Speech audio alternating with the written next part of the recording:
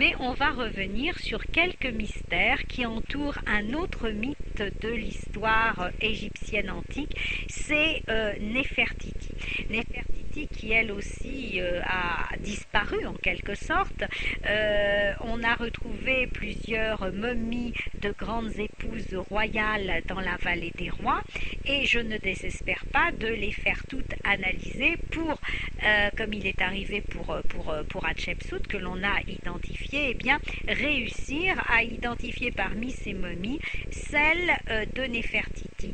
Car ma thèse, dont j'ai parlé à plusieurs reprises, eh bien je pense que Néfertiti a certainement été enterrée dans un premier temps en Moyenne-Égypte, à Akhénaton, là où elle vivait avec son mari Amenophis IV, et mais qu'elle aurait été enterrée ensuite dans la vallée des rois, peut-être par son père, qui est peut-être Haï, qui était un conseiller très proche du roi et qui a fini par devenir également pharaon après quelques années après que Toutankhamon ait régné. Donc on va revenir sur quelques énigmes qui entourent la belle Néfertiti.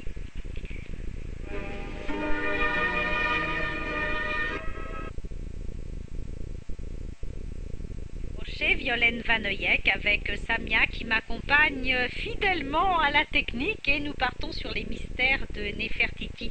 On a beaucoup dit que Néfertiti était une princesse étrangère. Alors Néfertiti était-elle justement une étrangère et dans ce cas d'où venait-elle et a-t-on la preuve qu'elle était originaire d'Asie? Eh bien c'est une des énigmes de cette femme qui avait certes les yeux bridés.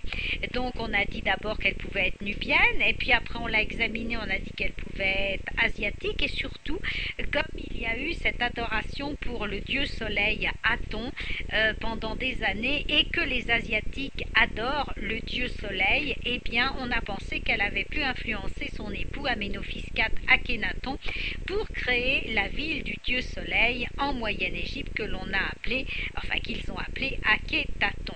Alors les anciens égyptiens avaient fait complètement disparaître le souvenir du couple Néfertiti-Amenophis IV.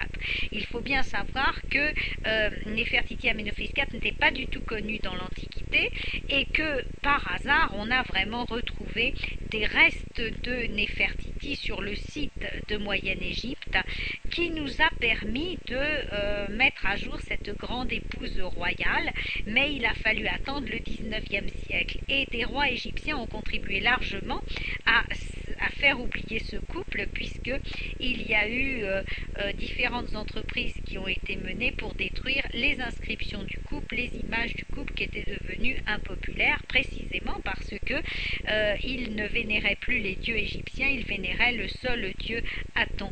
Et bien que le travail ait été minutieusement effectué et que la ville d'Akhétaton créée par le couple ait été détruite, eh bien un buste de Néfertiti a été retrouvé. C'est celui qu'on peut aujourd'hui admirer au musée de Berlin et que les antiquités égyptiennes voudraient bien récupérer, mais que les Allemands refusent de rendre.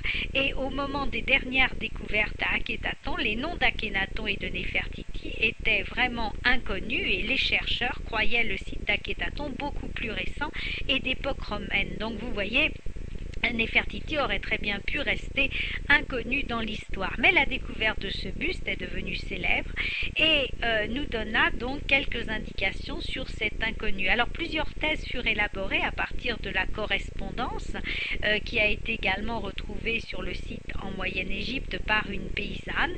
Une correspondance qui avait été faite entre le roi égyptien et les Asiatiques. Dès le règne de Toutmose IV, on s'est aperçu que les rois asiatiques offraient aux pharaons des princesses en échange de dons conséquents. Les successeurs des premiers pharaons ont beaucoup apprécié ces asiatiques et ils les ont placés dans leur harem qui était peuplé de centaines de femmes. Et donc ces lettres échangées entre le roi asiatique et le pharaon prouvent que le pharaon acceptait à la cour plusieurs princesses de haut rang, souvent filles de rois elles-mêmes et qui étaient très bien considérées.